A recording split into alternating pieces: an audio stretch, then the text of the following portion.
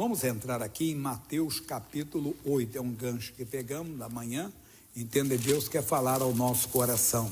É a cura da sogra de Pedro, mas não é a cura que queremos ver, não.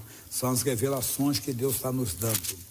Mateus, primeiro livro do Novo Testamento, capítulo 8, versículo 14. E Jesus entrando na casa de Pedro, leve Jesus para casa, aprenda.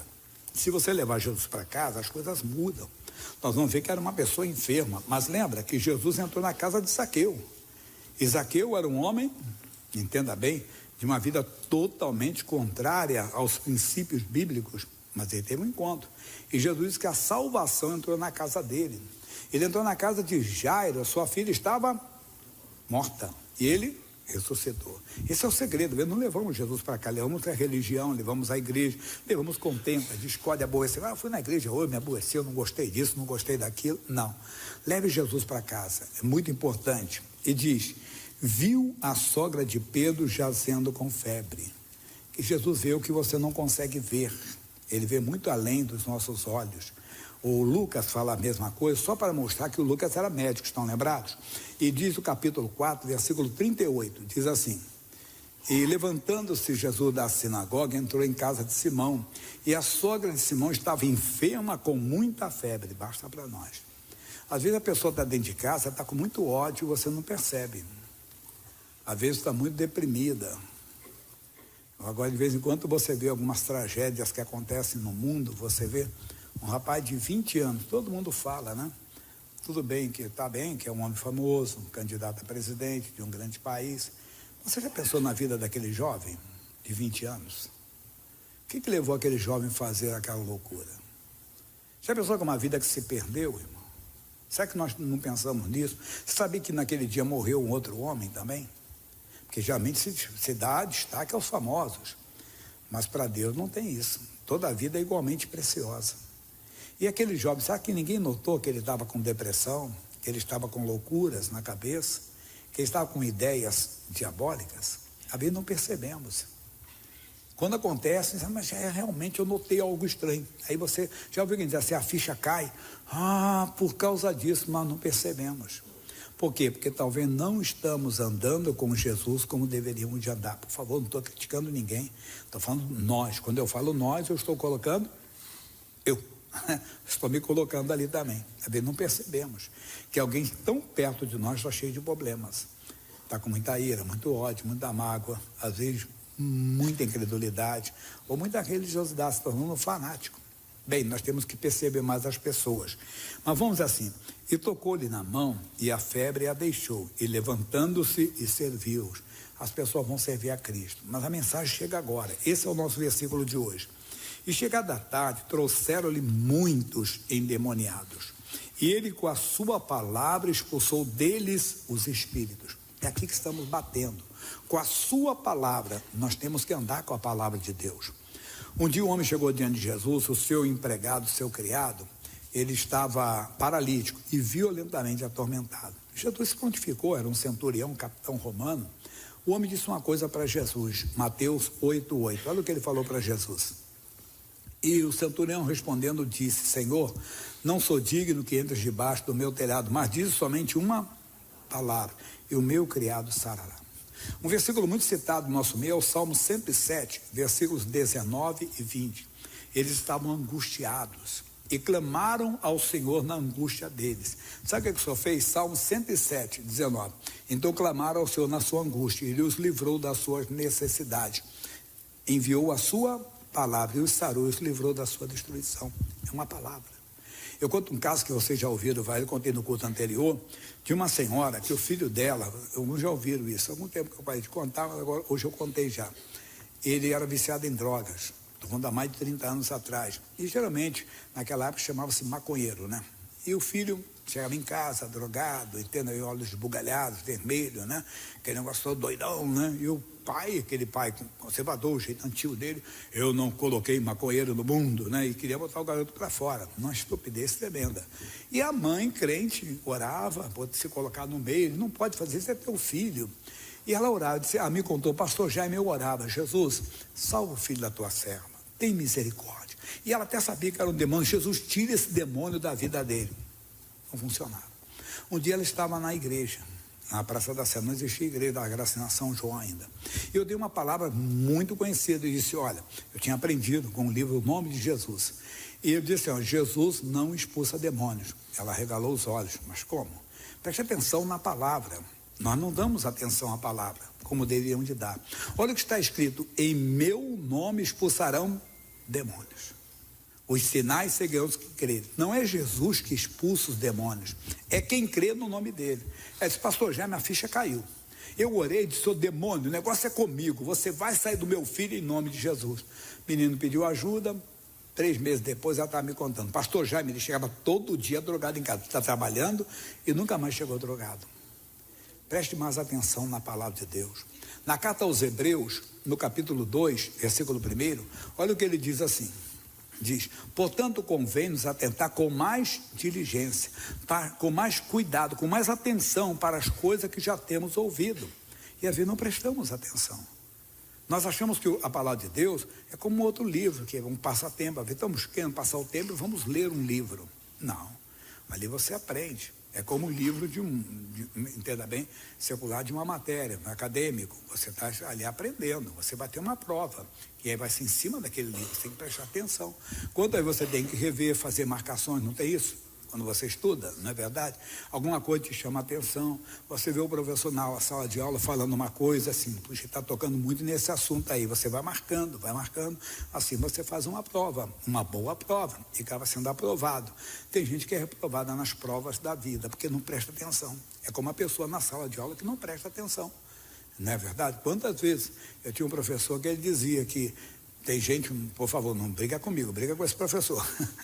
Ele disse que tem gente que era vaquinha de preserve, ficava só assim, ó. Aí você, e o que eu falei agora? Esse Quer dizer, a mente dele estava longe, ele não estava prestando atenção em nada. Temos que prestar atenção. Isso é do culto anterior, eu estou recapitulando. Isso aqui não dei no culto anterior, mas agora o que eu dei é Marcos 4,35.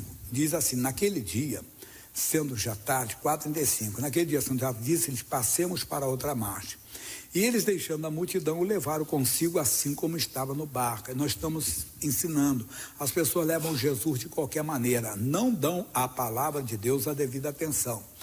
E estava com ele no barco, e havia também com ele outros barquinhos. Versículo seguinte, e levantou-se grande temporal de vento, e subiam as ondas por cima do barco, de maneira que já se enchia de água. Não é porque você está andando com Jesus que você não vai ter tempestade na sua vida. Daqui eu volto para cá já. Lá parece que eu não vou me perder. O Salmo 34, versículo 19, a Bíblia diz assim, muitas são as aflições do justo, mas o Senhor o livra de todas. Então, mesmo andando com Jesus, você pode ter aflições, que às vezes é uma incompatibilidade no lar, é um momento financeiro difícil, às vezes problema de saúde, surge, mas Deus vai te livrar de todas. Jesus falou de maneira mais enfática, João 16:36, tenho-vos dito isso para que em mim tenhas paz. João 16:33, meu filho, você está botando 3. Tenho-vos dito isso para que em mim tenhas paz. No mundo tereis aflições, mas tem de bom ânimo, eu venci o mundo. Então não podemos ficar desesperados quando surgem as aflições. Surgiu a tempestade. E eles não deram a Jesus, a palavra de Deus, a devida atenção. Por que eu estou falando isso? Veja, voltando lá. E ele estava na popa dormindo sob uma almofada. Que lição, mesmo na tempestade não perdeu o sono. E despertaram dizendo, mestre, não te importa que pereçamos? Desespero total. Versículo seguinte, e ele despertando repreendeu o vento e disse ao mar, cala-te, aquieta-te. E o vento se aquietou. E houve grande bonança. Nosso versículo. E disse-lhes, por que sois tão tímidos? Nossa parte, ainda não tendes fé. A fé vem por ouvir pela palavra. Nós temos que ouvir a palavra, ouvir e atender. Temos que dar mais atenção ao que estamos ouvindo. Porque quando vem a tempestade, nós entramos em desespero, nós entramos em pânico, porque não estamos dando à palavra de Deus a devida atenção. Quer dizer, não estamos olhando para ela como deveríamos. Por isso estamos sem fé. E por isso entramos em desespero diante de um diagnóstico, de um problema familiar, de uma ameaça, nós entramos em desespero. Não, devemos prestar mais atenção à palavra de Deus. Diz aqui o salmista, no Salmo 68, esse eu não dei no culto anterior, matéria nova, versículo 34, é grande o capítulo. 68:34. Dai a Deus fortaleza, a sua excelência está sobre Israel, e a sua fortaleza nas mais altas nuvens. Ó Deus, tu és tremendo desde os teus santuários. O Deus de Israel é o que dá fortaleza e poder ao seu povo. Como assim, pastor Jaime? Essa palavra de Deus é o nosso lugar seguro, é o esconderijo do Altíssimo que diz o Senhor quando vem as adversidades. Nós temos que entrar nele. É nessa fortaleza, aquelas palavras que falam o seu coração, que quando vem a luta você não perde a paz, você entra na fortaleza e ora, Deus, surgiu essa doença, mas não há impossível para ti. Você cita a palavra. Deus, surgiu essa ameaça, mas se o Senhor é por nós, quem será contra nós? Deus, surgiu esse pensamento, está vindo toda hora na minha mente, mas a tua palavra diz que eu tenho a mente de Cristo, está amaldiçoado esse pensamento. Você sempre vai vencer. Você nunca vai ficar, entenda bem, desesperado nas adversidades. Pelo contrário, você sempre tem esse lugar seguro. O livro de Naum, alguns conhecem esse versículo. Naum é um profeta do Antigo Testamento. É Jonas, Miqueias, Naum. A sequência, você lembrar que o Jonas é mais conhecido, depois do Jonas veio o Miqueias, depois veio o Naum, capítulo 2. O destruidor já está diante de ti, guarda tu a fortaleza, guarda as palavras que Deus tem te dado, guarde as revelações que Deus tem te dado, guarde as explicações que Ele tem dado, essas instruções, porque Ele está dizendo, olha, você vai ter aflições no mundo, mas você não tem que se desesperar, eu vou te livrar dela. Mas nós não prestamos atenção, por isso o nosso desespero, porque não estamos levando Jesus para casa, olha para mim, para casa. E Pedro levou Jesus para casa. Temos que colocar Jesus na nossa casa, a palavra de Deus, e dar a Ele a devida atenção. Aí nós vamos vencer as adversidades, elas vão aparecer, mas o destruidor está no mundo, mas não vamos temê-lo. Não vamos temer nada, mudança de governo, que às vezes pode vir um governo que é contra as suas ideias, pode vir, entenda, às vezes o governo não municipal, estadual, federal, mas no trabalho, mudou a direção da empresa. Pastor Jaime, o cara que entrou lá é um cão, e ele não gosta de crente. Você vai orar por ele, Deus te deu agora uma missão, orar por ele, entendeu? Ele nunca esqueceu que Deus transformou Saulo de Tarso no grande apóstolo Paulo? Você não vê que Deus transforma a maldição em bênção? Às vezes esquecemos disso. Não guardamos a fortaleza, aqui ó, guarda a tua fortaleza. Não guardamos essas revelações de Deus e por isso ficamos desesperados. Ah, mudou lá, pastor Jaime, entrou um vizinho, meu Deus do céu, o cara é um encrenqueiro. Essas coisas do dia a dia. Ou então surgiu uma doença que acabou, faltou chão para toda a família, está todo mundo desesperado. Opa, guarda a tua fortaleza. Você não guardou a palavra que Deus te deu, não? Você não guardou a revelação que Deus te deu? Aquela revelação que é a tua fortaleza, que é o teu lugar seguro, onde você se sente seguro mesmo. Agora, você também, com a palavra de Deus, você destrói a fortaleza do inimigo. Onde está escrito isso? Segunda carta de Paulo aos Coríntios. Isso é matéria nova em relação ao culto, né? Os dois anteriores. Capítulo 10, versículos 4, 5. Aí podemos chegar um pouco mais na frente. Diz assim: porque as armas da nossa milícia não são carnais, mas sim poderosas em Deus. Lembra disso? Aí você para aqui para ver o parênteses, para ir nos versículos que são citados muito aqui, que você repete muito, é claro, são versículos que é importante citá-los no dia a dia. O Evangelho é Romanos 1,16. Eu não me envergonho do Evangelho de Cristo, pois é o poder de Deus para a salvação de todo aquele que crê. Não se envergonhe do Evangelho. Carrega o Evangelho contigo no coração, viva o Evangelho. Por que você não faz isso? Porque não está de acordo com o Evangelho. Não se envergonhe, não. 1 Coríntios 1,18, esse é mais conhecido ainda, porque a palavra da cruz é loucura para os que perecem, mas para nós que somos salvos é poder de Deus. Até para mudar, entenda bem, transtornar a ciência. Lembra do 19, que diz assim, porque está escrito, destruirei a sabedoria dos sábios e aniquilarei a inteligência dos inteligentes. Quer dizer, o médico não está errado, dá o diagnóstico, olha, não tem mais nada a fazer, um tratamento paliativo, mas aí você invoca o poder de Deus, o que está escrito na palavra, a palavra da cruz é o poder de Deus, você invoca o que está escrito e aquilo Deus muda completamente, esse é o nosso Deus. Mas voltando para aqui que eu falei de destruir a fortaleza do inimigo, Porque as armas da nossa milícia não são carnais, mas sim poderosas em Deus. Para quê, pessoal? Destruição das fortalezas, a do inimigo. Então, o inimigo pode ter um lugar seguro, de que não sai, é coisa de feitiçaria, de que é o guia de frente, que é o dono da sua cabeça. Não, você vai embora, o dono da minha cabeça é Jesus. Você não vai deixar aquilo te dominar mais, você não vai. Quantas pessoas eu tenho citado convivem com a depressão? Às vezes o marido não está olhando para a esposa, não é porque ele se apaixonou por outra, não ama mais a esposa, é depressão. A depressão já está falando, está abaixo do nível. Às vezes vice-versa, tem que verificar isso, não é? Tem que ajudar. O marido santo vai santificar a mulher santa vai santificar o filho. Está muito quieto. Você vê, o rapaz lá deve ter dado sinais que não estava bem, mas não percebemos, porque não estamos andando com Jesus. E deve ter dado algumas ideias, algumas atitudes do rapaz que a família não notou, os amigos não notaram. A pessoa vê com depressão, maqueia bem, mas você tem que estar ligado, que Deus vai mostrar.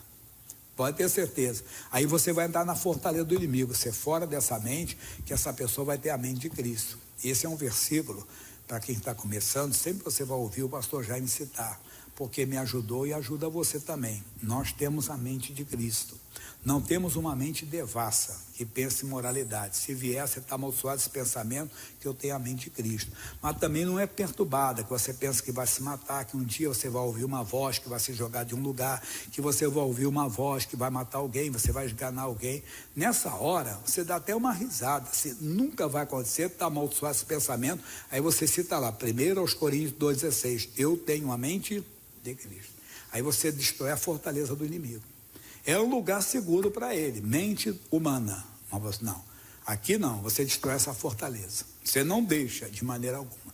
Às vezes não é com você, é com alguém da sua família. Você está notando, o marido diferente, a esposa diferente, o filho diferente. Aí você faz a mesma coisa. Você usa o poder de Deus e destrói aquela fortaleza. Então tudo isso nós vimos por causa daquele versículo. Vamos voltar lá, pessoal? Quem lembra? Mateus capítulo 8, versículo 16. Então que ele diz assim, e chegada a tarde trouxeram-lhe muitos endemoniados, e ele com a sua palavra expulsou deles os espíritos. Expulsar dos outros, às vezes não é difícil, e de nós? Amarrado, eu não tenho demônio, não é possessão demoníaca, é uma ação do demônio, você tem que mandar embora. Mas como é que você manda? Com a palavra de Deus, com a instrução da palavra, com o entendimento da palavra, você não deixa, não há lugar para o diabo, você expulsa. Você usa a autoridade, você usa o poder do nome de Jesus, expulsa, não há lugar para o diabo, porque a palavra de Deus está presente. Então, só terminando, e curou todos que estavam enfermos, para que se cumprisse o que fora dito pelo profeta Isaías, que diz, ele tomou sobre si as nossas enfermidades e levou as nossas doenças. Perceberam isso? Para que se cumprisse o que está escrito na palavra. Quer dizer, quantos dizem, eu não creio no Antigo Testamento, é só o Novo. Não, ele é para nós também, esses versículos vão se cumprir na nossa vida. Quer dizer que Deus, daqui a pouco você vai ver, que se você crer nas Escrituras, você verá o extraordinário de Deus. O que é o extraordinário? É o fora do comum. Você vai ver coisas fora do comum na sua vida, se você acreditar no Evangelho de Cristo. E vai ter mais ainda. Aí Lucas capítulo 4 de novo, mas só o versículo 40, para você entender. E ao pôr do sol, todos que tinham enfermo de várias doenças, lhes traziam. Coisa bonita, hein? E impondo as mãos sobre cada um deles, os curava. Irmão, vão trazer. Não fica zangado com o pastor. Alguém já trouxe um doente para você orar? Se não trouxe, você não está legal. Volta um pouquinho no capítulo 4, versículo 37. Leia o 37 você. Leia. E a sua fama divulgava-se por todos os lugares em redor daquela comarca. A sua fama vai comar. Eu não quero fama, não. É que você é homem de Deus, você é mulher de Deus. Você vai ser usado por Deus. Pessoas vão trazer. Nós precisamos. Pessoas deprimidas vão pedir, amigo, vai pedir oração para você, pode ter certeza. Mas tem muita revelação aqui que eu só vou ler, não dá para explicar hoje. E ao pôr do sol, todos que tinham enfermo de várias doenças, lhes traziam, impondo as mãos sobre cada um deles, curado. E também de muitos saíam demônios, clamando e dizendo, tu és o Cristo, o Filho de Deus. E ele, repreendendo-os, não os deixava falar, pois sabiam que ele era o Cristo e não era a hora dele se revelar ainda. E sendo já dia, saiu e foi para um lugar deserto. Você vê como é que foi trabalho? Ao pôr do sol, lá está O dia estava saindo, que passou uma noite, às vezes passando. Pastor tem essa obrigação. Eu tenho falado para a igreja que me constrange, no bom sentido, eu falando, mas quer dizer, me constrange ver esses homens que oravam bastante. Eles se aproximavam mais de Deus. Vou falar sobre isso depois. Que eu falo para a igreja sempre que Deus não tem privilegiados. Você vê homens que oravam 4, 6 horas, eu tenho citado alguns, John Lake, Carlos Spurgeon, não só homens, mulheres também, né? Pessoas que se dedicam a uma comunhão maior com Deus, porque eles vão ter mais de Deus. Isso eu falo depois. Fica essa parte aqui para você, dê mais atenção à palavra. Com a palavra de Deus você expulsa demônios. Com a palavra de Deus não há lugar para o diabo na sua vida. Com a palavra de Deus você destrói qualquer fortaleza do inferno, você desfaz com qualquer obra do mal. Glória a Deus. Provérbios capítulo 16. Provérbios 16, versículo 1. Diz assim: do homem são as preparações do coração, mas do Senhor a resposta da boca. Você tem seus planos. Eu falei, recapitulando, olha o Zacarias, ele foi marido de Isabel, ele se tornou pai do João Batista. Aí a mulher dele era estéril, e eles envelheceram. Ele tinha feito um pedido para Deus, para ser pai, mas o pedido não veio não. Ele fez o plano dele, mas eu vou continuar servindo a Deus. Um dia ele está lá, apareceu o anjo do Senhor. Disse para ele: ô Zacarias, não temas, tua oração foi ouvida. Isabel, tua mulher, te dará um filho. Disse, mas como saberia isso? Olha o capítulo 1 de Lucas, versículo 18. O que ele diz ali? 1,18, por favor, você botou 13, meu filho, 18. Disse então Zacarias ao anjo: como saberei isso, visto que já sou velho e minha mulher avançada em idade? Que ele não esperava mais isso. O plano dele era continuar servindo a Deus, e é verdade. Às vezes meu pregador, o obreiro, nós pedimos algo para Deus que não veio, mas nós colocamos no coração que é de servir a Deus. Eu tenho falado, se eu não ver mais um milagre sequer, eu não vou deixar de crer. Eu creio que só Jesus Cristo salva. Pedro falou isso: para onde iremos? Só tu tens a palavra da vida eterna. Aí eu estou citando Abraão mais, Gênesis capítulo 17, o início é bem conhecido. Diz: sendo pois Abrão da idade de 99 anos, apareceu o Senhor a Abrão e disse-lhe: eu sou o Deus Todo-Poderoso, anda em minha presença e ser perfeito. Abraão não estava no plano perfeito, ele estava vivendo o plano de Sara, sua esposa, que através da serva deu um filho para ele, chamada Agar, que deu um filho chamado Ismael. Quando Deus falou para ele agora: e porei o meu concerto entre mim e ti, te multiplicarei grandissimamente. Então caiu Abrão sobre o seu rosto e falou Deus com ele, dizendo: quanto a mim, eis que o meu concerto contigo e serás o pai de uma multidão de nações. E não se chamará mais o teu nome Abrão, mas Abraão será o teu nome, porque por pai da multidão de nações te tenho posto, e te farei frutificar grandissimamente, e te farei nações e reis sairão de ti. Quando ele ouviu isso, ele disse: puxa, Deus vai fazer o Ismael muito grande, Ismael vai me dar muitos filhos, e com Ismael então eu vou ser grande. Não. Aí Deus falou algo que ele não compreendeu e nós não compreendemos. O plano de Deus é maior. Versículo 15, disse Deus mais a Abraão: a Sarai, tua mulher, não chamará mais pelo nome de Sarai, mas Sara será o seu nome. Bonito, vou ter uma princesa comigo. Sara quer dizer princesa, porque eu a hei de abençoar, e te hei de dar a ti dela um filho, e a abençoarei, será mãe das nações, reis de povos sairão dela. Aí quando ele ouviu isso, não, aí é demais, era demais. Então caiu Abrão sobre o seu rosto e riu-se, e disse no seu coração: a um homem de 100 anos há de nascer um filho, e conceberá Sara na idade de 90 anos. Havia só no coração, vem a incredulidade. Mas não, ele vai falar com Deus. Mas não esqueça, se você está pensando só no coração, duvidando, não esqueça do que diz lá Marcos 11, 23, para você não duvidar no coração. Tem de fé em Deus, diga ao monte: ergue-te, lança-te no mar, e não duvide no seu coração. Às vezes ouvimos algo que é demais para nós, e a dúvida vem.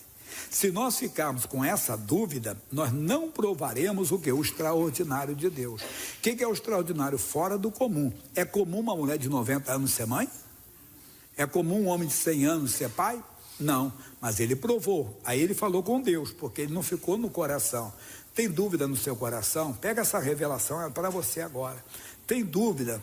Tudo bem, ele é Abraão. Ele foi chamado pai de quê? Dos que creem. Pai da fé, e ele teve dúvida, mas ele não ficou com a dor. Não fique com a dúvida. Você está com dúvida que alguma coisa pode acontecer, fale com Deus. Ele então falou com Deus, e disse Abraão a Deus: tomara que viva Ismael diante do teu rosto. E disse Deus: na verdade, Sara, tua mulher, te dará um filho, e chamarás o seu nome Isaque, e com ele estabelecerei o meu concerto por concerto perpétuo para a sua semente depois dele. Olha aí, Deus está falando, isso aconteceu. O Isaque foi um milagre. Ele nasceu com a Sara com 90 e Abraão com 100. Aí ele casou com a Rebeca, que era estéril. Se eu sou um milagre, milagre vai acontecer. 20 anos ficou em oração, 20 anos, até a mulher dele engravidar. Mas tudo por quê? Por causa da palavra.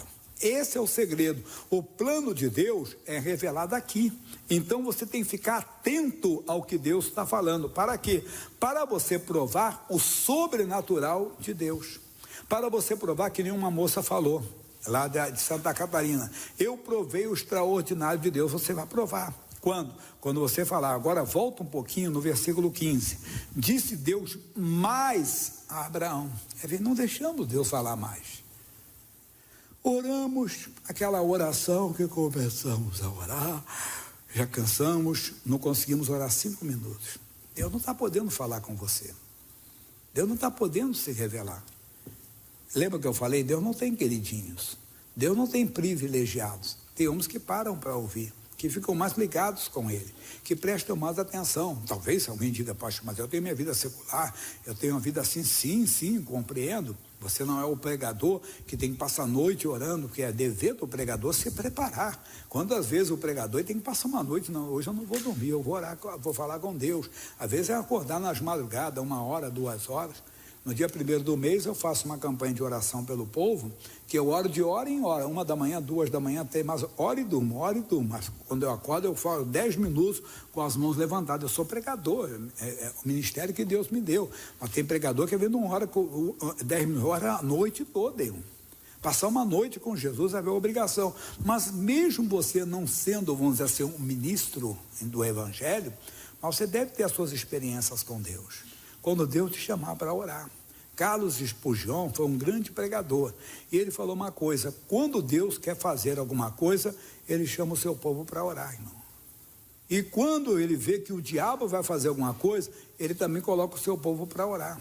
Eu percebi na minha vida que as grandes lutas que eu passei, porque aí você vê, o pregador acha que não tem lutas, passei grandes batalhas, foram os momentos que eu mais orava na vida, irmão.